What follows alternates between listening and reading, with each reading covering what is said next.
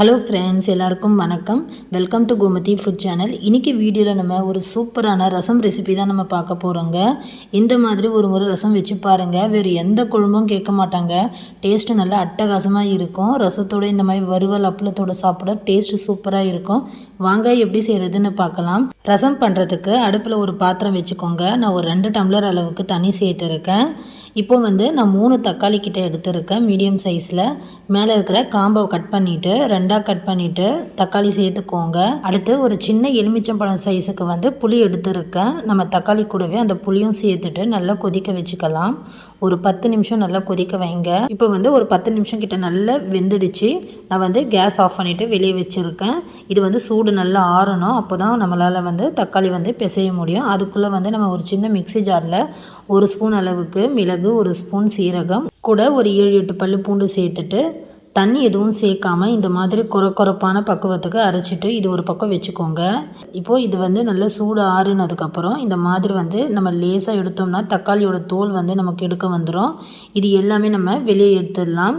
இந்த மாதிரி நம்ம தக்காளியோட தோல் எல்லாமே எடுத்துட்டு இப்போது தக்காளி புளி எல்லாமே சேர்த்து நல்லா பிசைஞ்சிக்கலாம். இந்த மாதிரி நம்ம ரசம் வைக்கும்போது புளியும் சேர்த்து அப்படியே ரசம் வச்சா டேஸ்ட்டு ரொம்பவே சூப்பராக இருக்கும். ரசத்தில் அந்த புளி நல்லா வெந்ததுக்கப்புறம் ஊற தான் நமக்கு டேஸ்ட்டு ரொம்பவே சூப்பராக இருக்கும். இப்போது தக்காளி புளி எல்லாமே நல்லா கரைச்சதுக்கப்புறம் பெருங்காயத்தூள், கூட ஒரு 1/4 ஸ்பூன் மஞ்சள்தூள், கொஞ்சம் கருவேப்பிலை சேர்த்துக்கோங்க. தேவையான அளவுக்கு உப்பு சேர்த்துக்கோங்க. கொஞ்சம் கொத்தமல்லி, நம்ம அரைச்ச மிளகு, சீரகம், பூண்டு விழுது சேர்த்துட்டு இதை நல்லா பிசைஞ்சிக்கலாம். அடுத்து நம்ம ரசத்தில் தேவையான அளவுக்கு தண்ணி சேர்த்துக்கலாங்க. ரசத்தோட புளிப்பு உப்புக்கு ஏற்ற மாதிரி நம்ம தண்ணி சேர்த்துக்கணும். டேஸ்ட் பண்ணி பார்த்துட்டு தேவைப்பட்டால் தண்ணி சேர்த்துக்கலாம். இப்போது நம்ம ரசம் தாளிப்புக்கு கடாயில் ஒரு 2 ஸ்பூன் எண்ணெய் சேர்த்துக்கிறேன். ஒரு 1/2 ஸ்பூன் கடுகு நல்லா பொரிஞ்சு வந்ததுக்கப்புறம் சீரகம், வெந்தயம் ஒரு 1/4 ஸ்பூன் சேர்த்துக்கோங்க. ஒரு 6-7 பல்லு பூண்டை இடித்து சேர்த்துட்டு ஒரு 1/4 ஸ்பூன் பெருங்காயத்தூள் சேர்த்துட்டு கூட ஒரு 3 வரமிளகாய், கொஞ்சமாக கருவேப்பிலை சேர்த்துட்டு நல்லா தாளிச்சிக்கோங்க. இது கூட நான் காஷ்மீரி மிளகாய் தூள் ஒரு 1/4 ஸ்பூன் அளவுக்கு சேர்த்துருக்கேன். இது ரசம் நல்ல ஒரு கலர் கொடுக்கும். அதுக்கு மட்டும்தான். நீங்கள் இதை தேவைப்பட்டால் சேர்த்துக்கோங்க, இல்லைனா ஸ்கிப் பண்ணிக்கோங்க. இப்போது நம்ம கரைச்சி வச்சுருக்கிற ரசத்தை சேர்த்துட்டு நல்லா ரசம் கொதிக்க வச்சுக்கலாம். இந்த டைமில் கலந்து பார்த்துட்டு உப்பு புளிப்பு எல்லாமே கரெக்டாக இருக்கான்னு செக் பண்ணி பார்த்துக்கோங்க. தேவைப்பட்டால் தண்ணி சேர்த்துக்கோங்க. நான் கொஞ்சமாக தண்ணியும் உப்பும் சேர்த்துட்டு இப்போ நல்லா கலந்து விட்டுக்கிறேன். இந்த ரசம் நல்லா கொதித்து வரலாங்க. நம்ம யூஸ்வலாக நுரைச்சி பொங்கி வந்தால் ரசம் இறக்கிடுவோம்.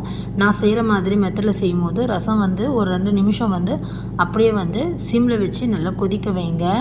இப்போ பார்த்தீங்கன்னா ரசம் நல்லா நுரைச்சி பொங்கி வர ஆரம்பிச்சிடுச்சு. இந்த டைமில் நல்லா கலந்து விட்டு அடுப்பை மீடியம் ஃப்ளேமுக்கு மாற்றிட்டு இதை ஒரு 2 நிமிஷம் அப்படியே சிம்மில் அப்படியே வேக வைங்க. ரசம் இப்போ கொதித்து ஒரு 2 நிமிஷம் ஆனதுக்கப்புறம் கடைசியாக பொடியாக கட் பண்ண கொத்தமல்லியில் சேர்த்துட்டு கேஸ் ஆஃப் பண்ணிவிட்டு ஒரு தட்டு போட்டு மூடி வச்சுடுங்க. ஒரு 10 நிமிஷம் கழிச்சதுக்கப்புறம் ரசத்தோட மனமும் சுவையும் அட்டகாசமாக இருக்கும். நீங்கள் யூஸ்வலாக பண்ணுற ரசத்தை விட இந்த ரசம் ரொம்பவே சூப்பராக இருக்கும். ரசத்துக்கு நம்ம எல்லாருமே எப்போவுமே சேர்க்குற பொருள் தான் நம்ம எல்லாருமே சேர்த்துருப்போம். ஆனால் செய்கிற விதத்தை மட்டும் கொஞ்சம் மாற்றி செஞ்சீங்கன்னா ரசம் ரொம்பவே சூப்பராக இருக்கும். இனிமேல் வீட்டில் ரசம் பிடிக்காதுன்னே சொல்ல மாட்டாங்க. இப்படி வச்சு பாருங்கள், ரசம் வேறு எந்த குழம்பும் கேட்க மாட்டாங்க.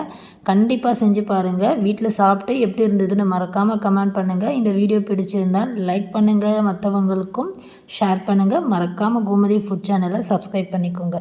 தேங்க்ஸ் ஃபார் வாட்சிங்.